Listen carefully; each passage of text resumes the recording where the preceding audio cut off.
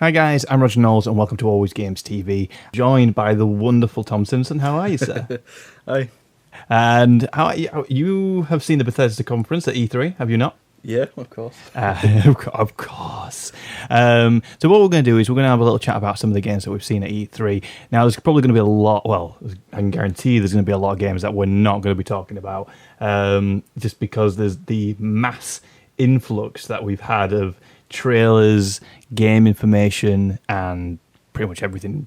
It's just we don't have the time and the resources to basically cover everything. There's too much stuff. It's just way too much. But if hopefully in years to come we'll be able to cover more and more as each E3 passes. But what we've had to do is we've hand selected some of the games that have piqued our interest and some of the ones that we've been waiting for the most. So like I said, there's probably games that you have seen and that you're most like looking forward to, and we might not discuss. So if we don't cover those games, I do apologise seriously, because they are going to be fantastic games, but we just don't have the time. But first up, we're going to be having a little chat about Doom, which was shown during the Bethesda conference. To say Bethesda's never done a conference before, I think they've kicked it off in a good way. It came out strong, really, really strong. But obviously, one of the first games that came up, like we said, was Doom. Now, did you play the original Doom, Tom? I've only had a short go on the original. It was, well, it's quite a long time ago. I think it came out originally in 1993, I believe. I might be making numbers up now. Actually, might have to look that up. Have you got your phone on you? Yes. You can just Google the release date of the original Doom. So it was a game that unfortunately passed me by, and I don't think my parents probably would allow me to have played that originally anyway. But as time's gone on, there's been different ones released. As you played Doom 3, did you say, Tom? Yeah, I played a bit of Doom 3. That was pretty cool. So you've actually got more experience with the Doom franchise than I actually have. And I have very little. So basically, we're new. It was 1993 when it was originally released, yeah. See, just picking that number out of there, and I'm right. I was 1 at the time. I was 6. Yeah, that would have probably given you a few nightmares. Yeah, one or two. I think this new Doom, probably do the same even now. So obviously, the Bethesda kicked off with the brand new Doom game.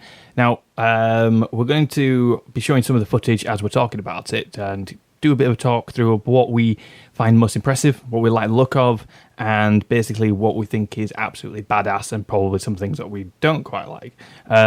Anyway. So Monty Stratton, the executive producer at id Software, came out on the Bethesda stage and introduced the brand new Doom game, which should hopefully, if my editing's working correctly, should come up on screen around about now. Now, you said that the helmet looked very much like Halo. Yeah, it looks like an ODST Troopers helmet. No complaints there, I like it. Obviously, I didn't really know what to expect. I didn't really see much of this game. I don't think anybody else really had, in truth. No. Like I said, my knowledge of the Doom franchise is pretty minimal, but coming out right from the gate, I started feeling that Wolfenstein feel to it. The look of it, at least, of that. Now you mention it, it does have a bit of a Wolfenstein-y feel to it, yeah. The graphics are superb. I think it's also like the positioning of where the gun is as well, because it's very different to Call of Duty's positioning of weaponry, I'd say. Like, it just doesn't look the same. It's not as centered. Yeah. And from that, like, it just does feel like more the traditional sort of old school feel to it. Also, I've noticed it's not quite as in your face as well. There's a lot of screen actually to be able to. Oh, that doesn't look pretty. Well, now I'm going to say this to you, Tom. What game does that remind you of? Serious Sam. Serious Sam. Yes. Obviously, again, you are more of a Serious Sam man than I am. Hey, I'm rhyming all over today. Yeah, don't do that. Okay. Ooh. There's so much gore in this game. It really is. Now, as you can probably see, I've watched this a couple of times now, and it looks like if you get a couple of hits on the enemies, the parts of the body seem to flash. See if we get it here. No, he just falls apart. Basically, the part of the body will flash, and then he seems to move in to do a melee. It looks like an automated one-hit button attack, doesn't it? And then it'll just do a random sort of attack on that, ripping the head off or something along those lines. This is so run and gun. Just like, there we go. See that light there, which turned yellow? Oh, okay. Never mind. Very destructive environments. As you can see, like the obviously more health and ammo is dropped automatically from killing enemies, but is collected automatically as well, which is again very different to the Wolfenstein game where you had to collect it manually. Well, I'll tell you what, they had a party in here. Oh. Thank you very much. I'll just take that.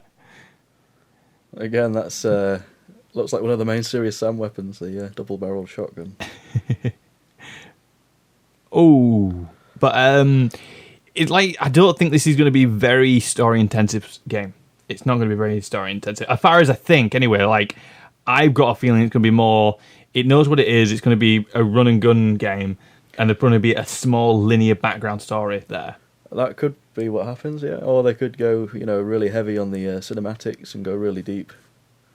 Well, I guess they did that with Wolfenstein, didn't they? Because, like, I guess everybody was expecting them to be, like, the main character, what's his name now? BJ Blazkowicz. That's the one. Thought of him as just being the typical blockhead sort of, not knowing a huge amount, very simple-minded, run-and-gun sort of character. Whereas they actually really built that character up to be something a little bit more deep. Yeah. Which, again, they could end up doing something with Doom. I doubt it, in all honesty, but it doesn't mean that they won't. If they were able to do it with Wolfenstein, then it wouldn't surprise me if they end up doing this, but I think they'll just stick to what they know. So you can see there's like a variation of different guns that are available within the game. There's a slow down moment when you choose a weapon, which just some form of upgrade there, it looks like. It's like a short burst fire for a shotgun. Yeah. Maybe. There was no UI popped up for that either. It was just like automatically added on. Also, tell you which game it did remind me a little bit of, but I guess the Killing Floor. Where that's like waves of enemies and just constantly shooting them with no real massive breather. Well, yeah, I guess in some ways it does seem familiar. No, that's a nice gun. Just like Wolfenstein and, going back to the roots of old shoot-'em-up games, there's pickups and you you get your weapons up off the floor. It looks like an old school feel to it. It really does. Like, again, they're trying to take that step back a little bit, not step back, but step forward, but using old school style of first person shooters. Oh. Hey, Tom, do you think his jaw dropped on that one? Yeah. Okay. I think he's still on the floor. So as obviously the conference went on, the I believe it's coming out spring 2016 on Xbox One, PS4, and PC. So the last gen consoles, unfortunately, will not be getting their hands on this. Now, it does remind me very much of Doom 3, actually. At the time, the graphics of Doom 3 were like really, really good. Now, well, obviously I never played Doom 3, so tell me a bit of the feel of that one. Did they have much of a story with it? I didn't really play that much into it. I only played maybe the first level or two. And there was a story to it. It was like an outbreak on Mars, but I think it was a long time ago since I played it, though. It's certainly something like, obviously I'm coming from, like I say, very minimally knowing the knowledge of Doom, but I am really interested in having a little go on this. Like, the feel of it just feels nice and sort of get straight in, run and gun, and just, like, not overthink it too much, I guess. No, it does look very straightforward. Yeah. On saying that, there might be certain puzzles that you can do, like taking that guy's arm to unlock the door.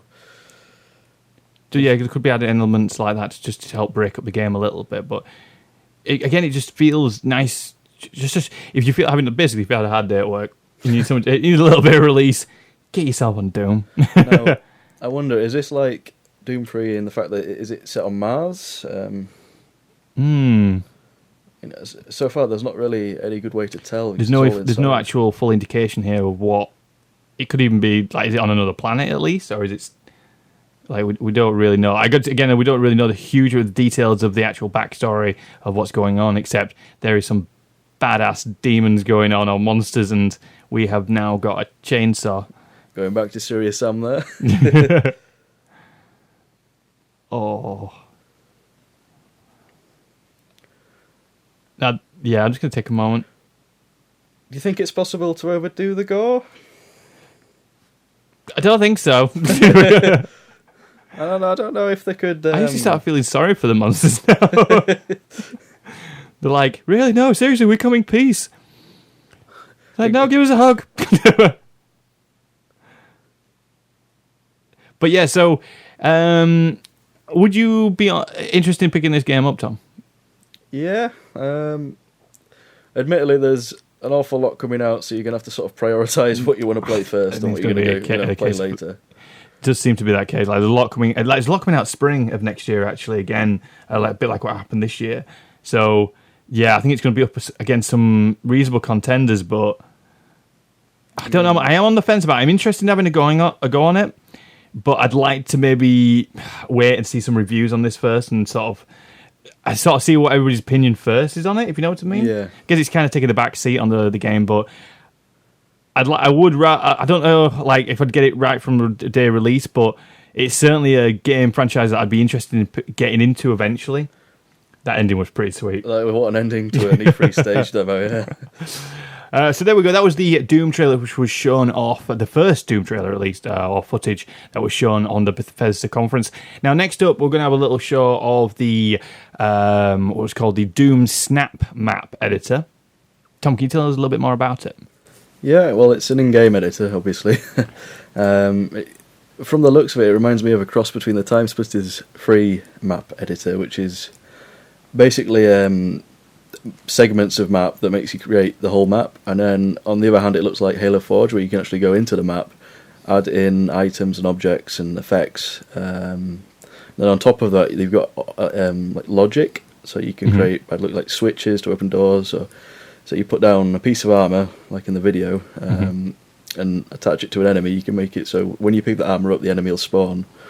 So, like creating triggers within the map to create more of a dynamic map. Yeah, it's interesting because I wonder if this will come across to PlayStation 4 and Xbox One, because obviously it looks more PC aspect to it, really.